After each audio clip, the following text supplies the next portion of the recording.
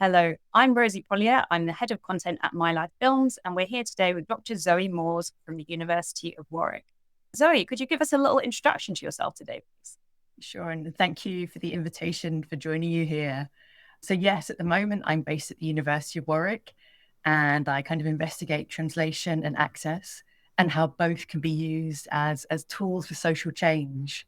I was working as a teacher for a very long time in the UK and also in Japan. And I'd always had an interest in making my classrooms inclusive. And I knew that I wanted to change careers. And I went back to translation because my original degrees were in languages. And then as I was doing that, I discovered kind of the word audiovisual translation. And that really opened up a whole new world for me to do with accessibility, but in terms of like media accessibility. And it went from that MA. From there, I've now been kind of hooked on access since then. So, you mentioned that a lot of your work centers around the concept of accessibility, and that's a word Yes. that we hear quite a lot. But what does that word actually mean in the context of making films? If we think about a film that we might find at a cinema, it's obviously got an audio soundtrack and an audio component, and then the visual images that we see on screen. So the very regular forms of access to that would first of all be linguistic access. So very early on, films are translated into different languages. In some countries, or either dubbed into others. So the actual soundtrack would be replaced of the language of the country in which a film was being screened or in a different language. And then there's also the sensorial access. So that might be if it's an English film, it might have English language subtitles at the bottom, along with certain information about who's speaking and when and other sound effects so that it would become accessible for people who are deaf or deafened and hard of hearing. And then the other aspect of access would be making the visual content accessible for people who are blind or partially sighted through some form of audio description. So it's really that kind of linguistic foreign language access, and then the subtitling or dubbing access, and this visual descriptions. And why do you feel like it's important to make films accessible? I think it really comes back to when someone's creating a film, who do you want to watch the film? So if you don't have any access at all, then actually it's a fairly limited audience who could kind of watch, respond, participate in that film. So certainly a single language would restrict it to anyone who knows that language. But by adding multiple language content or multiple language access, it then potentially can be viewed worldwide. And in the same way, if we really want to make it accessible, we have to make it available for people who are deaf and hard of hearing, blind or visually impaired. And if you want it to really be something that maybe not everyone will like it, but at least they have a chance to kind of experience a film to decide for themselves whether they like it, then really you need all those different forms of access as part of it to widen the audience. So it sounds like through making films more accessible, you can actually just massively increase that impact because you're increasing the size of the audience. Certainly. And although I'm coming at it from a point of view of equity and this film should be available for everyone to use, it also has a very significant impact on sales worldwide in an international Hollywood film, even through kind of streaming platforms. Having that multilingual aspect is going to widen the audience. And then people might watch in different ways. For example, I might have kind of the sound off and just use subtitles. If I was in a public place, I wouldn't want to have the sound playing. So in fact, the access, it might be designed with certain people in mind, but lots of different people use it afterwards. And are there ways that you can actually integrate accessibility into the filmmaking process itself? Yes. In the traditional way of creating a film is created. That's maybe what the producer, the filmmaker has in mind as their film. And then in traditional practices would mean that the foreign language dubbing or subtitling or the accessible subtitling or audio description is added at the very end. So the film is created, that's one process, and then access is added. And then over the last few years, there's been what we call a kind of accessible filmmaking approach. And that's when there's more dialogue between the people creating the film and creating the content, and then the people working on those accessible layers so that the process as a whole becomes more integrated. And if you approach it that way, there's room for conversation so that the filmmaker can understand a little bit more about what might happen when subtitles or audio description are added, and even when a film is translated, and can become part of that process. So there are different opportunities for that process to happen at earlier and earlier stages in production. And that's really kind of, if we're talking about accessible filmmaking, that's what we're thinking, so that the access becomes part and integrated into the film as a whole. You've done this fantastic explanation of the term accessibility. Another term that gets bandied about quite a lot is this idea of inclusivity. How would you sort of compare and contrast inclusivity in relation to accessibility? How are they different? And how can we make sure that we're also making content which is inclusive as well as accessible? So I think they're also often used in ways that do overlap with each other. But I think probably if I'm talking about accessibility, I'd be talking about how kind of the actual practical steps that are taken, like the techniques that are used and what you might see in the content of the film. Whereas I think when we're talking about inclusion and inclusivity, it's really thinking about who is involved on a broader scale. It's kind of coming at it from who do we want to be involved? Who do we want to watch a film or engage with a film? Even who do we want to represent in a film? Who do we want to be part of the filmmaking process? So it becomes even more of a principle of just including everyone as part of it, so that we kind of open up who is involved and how can they be involved. So I'd say that was inclusion. It's that idea that we're looking at different audiences and getting a diverse group of people involved in the whole process. And then the actual accessibility is perhaps the more practical steps that would take and what that looks like in practice to allow everyone to be part of that process. So would you say something like co-production would be a way of making filmmaking more inclusive? It comes also to who are you co-producing with? Is it the same voices that are always being heard, or the same opinions that are always being shared? Or is it talking to different groups with different lived experiences and bringing those voices in? So co-production could definitely be a way that happens, but it would also be who are you inviting? Who has the opportunity to be part of that co-production process? The reason I ask is we work with a co-production panel to make the films for our platform. So really trying to bring in sort of lived experience of dementia or lived experience of caring for someone with dementia, be that in a personal or professional capacity, into that filmmaking process. I think that's really important, because I can come here and I can talk about what I know about access, but I have my own lived experience, and that doesn't include caring or experience of living with dementia. So I can there's a kind of a gap there that having people come in and co-producing would be able to fill that. And then also, I think it's a fact that certainly with groups I've worked with, for example, who are deaf or hard of hearing, there are so many different lived experiences that it should also not be on like one person to be the representative of this entire varied group of people saying this is the best. So I think the more and more information that can be collected and experiences shared, I think that also builds a very strong kind of notion of inclusivity and co-production. Yeah, absolutely. And that's definitely something that we have understood and learned over time, is that there is really no one experience of dementia, and people are going to want different things because people are different and they have different needs. And also even their experience of the disease can be very varied as well. This sort of builds on that previous point a little bit more, but how can public engagement play a role in making films that are more accessible and more inclusive? I think it's really important for people to understand why something that appears before them is the way it is. So, for example, if I come to the idea of the filmmakers, again, like for many people, they might be just thinking, right, this is my film, this is my vision. However, they've come into filmmaking, whether it's by studying or by creative practice, they might have a group of people in mind that perhaps doesn't include someone living with dementia or who is deaf or visually impaired. So it was sort of a little past their radar in terms of what they're thinking about.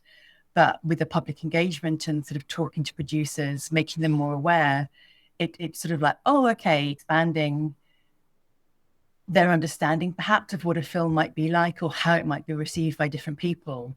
And it was like me for a long time. Like I said, I came into audio visual translation late, and I might have thought of other aspects of inclusion or kind of importance of removing barriers, but I hadn't really thought about it from the point of view of deaf and hard of hearing people or blind visually impaired people. So once I had that in mind, it's like, okay, how can I apply that to other things that I do? So I think from that point of view, that public engagement is really key. And then say, I sort of mentioned earlier, for example, that the filmmaking is part of the process, but it also comes to how the film is then shown or screened. And for example, I hear many stories of people who go to the cinema. It's like, oh, hold on, this has subtitles. I didn't know it was going to have subtitles. So it's sort of there if people understand why a performance is subtitled, or sort of know in advance that it will be, and understand who will be using it, that can kind of change perception as well. So there's more, okay, I understand why this is there, who it's useful for, and perhaps actually that person might find the subtitles useful for themselves as well. Public engagement really feeds into that whole question about how process can change. I think you mentioned perhaps in one of our previous conversations that having subtitles often actually increases engagement on our phones while we're sort of on the tube. Are there any other sort of examples of these slightly more surprising links between accessibility and engagement? Yes, the area I work most in is live subtitling. So that's when I kind of create subtitles in real time, partly for television broadcasts such as the news or live events where there's no script. But you can also do that in actual non-broadcast settings. So it could be at a conference, it could be in a Q&A, and that's also what I did for my doctoral research. And when I was running those events, that was very strongly focused on public engagement because I wanted feedback on whether the service I was trying to include would be a good one for that setting, when we were using speech recognition software to create subtitles, but also how different people would benefit. Half the people I invited there were deafened and hard of hearing because I wanted their input on the quality of the service. But I also invited lots of people who were not native speakers of English, and I just wanted them to experience the event and find out what the subtitles would be like for them. And it was quite interesting hearing the different opinions from people, because often I think when you're at a talk, perhaps your mind just goes for a moment and you miss something. And actually having subtitles there meant even people who could have heard the original but just didn't could go back and check a detail. And then for some people who spoke very good English but were not native speakers, there was perhaps a word that was said or just a term they heard and they just looked to check the spelling. So actually once those subtitles are there, they can be used in different ways to just reinforce what's being said. You mentioned earlier that you come at this from an equity perspective. What would you say is the relationship between equity and accessibility?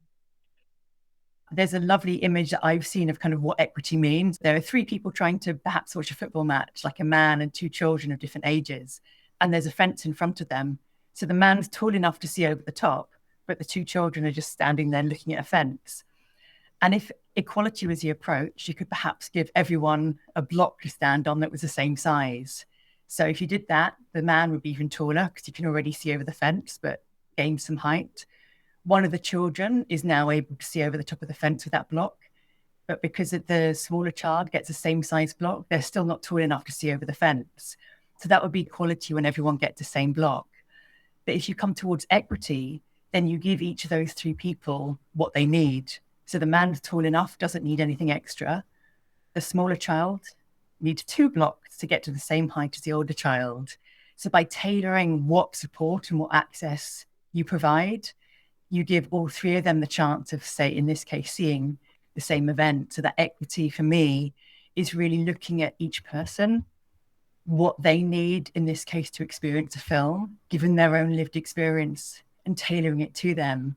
So I think with equity, it also allows the fact that even if, say, 3 people are deaf, they might have different lived experiences of being deaf. So they might find benefit in different kinds of subtitles or having that subtitle experience tailored a bit to their needs. So I think that the equity gives them a chance to kind of engage with the film, but also recognizes that often having a single approach might not actually work for everyone. I think that's such a powerful visualization of the difference between equality and equity. And as you say, not just doling out the same thing to everyone, because everyone is arriving at a situation with different needs, actually thinking about what do I need to give this person in order to make this thing, whatever it is, accessible to them. As a dementia charity, we're very aware that dementia can impact people in a huge range of different ways, and everyone is also different. Dementia doesn't suddenly kind of erase that difference. But what are some of the ways, some of the tools that filmmakers can use to try and adapt their process, to try and make their films more accessible to people living with dementia? Is it okay if I talk about some of the content that on my live TV that I had a look at when we were working together last year? I was just reminding myself of some of it. And there was such a range of different content on the site that I think sort of, especially thinking about audio description, I kind of looked at some of the different content and gave some ideas of how audio description could be adapted to the different content types. So traditionally with audio description, like I said, it was a visual description of what's going on in the scene, and it has to fit into the gaps between what's spoken. So in a regular television process, it's kind of very small gaps that are available. So already there have been some changes in how that can happen. So in theatre in particular, an audio introduction is written where lots of information can be written to set the scene of what's going on in the theatre, to describe the appearance of the people involved, and to give some information about the scene as well, so that then when it comes to those small gaps in conversation, lighter detail is needed that's more specific to what's going on in that moment. And I think there was some slow content where I think there were long train journeys and really beautiful descriptions. And because it was very dialogue light, in those moments, perhaps kind of more traditional audio description could be used to really enrich the content of what people sort of the stunning scenery, the movement of the train, things like that. However, there were some other moments where I think there were some pictures of some very vivid artwork. And because they weren't on screen for so long, that could be a moment where either at the beginning, there might be that longer audio introduction explaining the picture and the artwork and giving some information about the painter, something like that, so that by the time people came to the content, they already had that background, so they were ready to drop straight into the experience. And then from a filmmaking perspective, it could also be possible to actually lengthen and adjust how long that picture is on screen for. And then there would be time to kind of give that description whilst talking about the picture. Can I put you on the spot slightly? John. And sorry, watch out. No, you're very welcome to. But for people who perhaps aren't so familiar with what audio description is, do you think you might be able to give us an example by describing us as we are now? Yes. So if I was describing myself at the moment, I would say that I'm a woman in my late 40s. I've got light brown hair and I've got a headset on with very big, puffy ear molds around my ears. And I'm sitting in front of a beige screen and I'm wearing a black top. And then for yourself, you've got long, wavy brown hair. And I won't even try and touch your age, because at this point, I would always want to talk to the person if I have a chance to describe and see would they like to input into their description at all. But actually, that does raise a really good question, that when it comes to describing people, it can be really helpful if you are a filmmaker and you can talk to the people being described and actually get a little bit of input about the character and about the person, so that you can come up with a description that people are happy to share. If you could ask filmmakers to make one accessibility change going forward, what would you ask them to do? I think on the simplest and the most challenging level, to stop and think about access earlier. So just by having a conversation and becoming more aware of what access might follow, is there anything you'd like to do as you create the film to make that process easier? So actually having a better conversation between people working in development and people working in post-production accessibility, and trying to link that up and make it a bit more of a cohesive whole, and thinking more about the delivery of the product. If I give the example of a film I worked on, I subtitled it with a colleague, Kate Dangerfield, and there were other people involved in kind of the access coordination, and it was Notes on Blindness. And we did do the subtitling, the film had been created, and we did the subtitling at the end. But the filmmakers were very interested in making the film more accessible and had lots of conversations about access. And even there, we wrote our script and we subtitled the music at various points. And there were some quite subtle moments where, say, waves rush through a supermarket and some very key musical interludes. And we put the best sound label that we could. And then actually we got feedback at the very end and they were like, okay, thank you. Could you actually reword it to this? So even though it was post-production, just because that dialogue was open with the producers, they were able to come up with the adjective they wanted to capture what was going on in that moment. So even though for them the subtitling was happening at the end, because they were open to the process throughout, there was still that possibility of tailoring the content to meet their creative perception of the film, if you like, their creative intent. Access can come in at different points. So it's never too late to have a say and to be involved. That's a nice message. Sort of, if we can bake it into the actual production. But if you can't, it's never too late to make something accessible. Thank you so, so much for your time today. Really, really appreciate you speaking with us. And we will be baking accessibility into all of our films going forwards, even more than we have been already with audio tips. So thank you so much, and I hope you have a lovely day. Thank you very much. It's been lovely talking to you.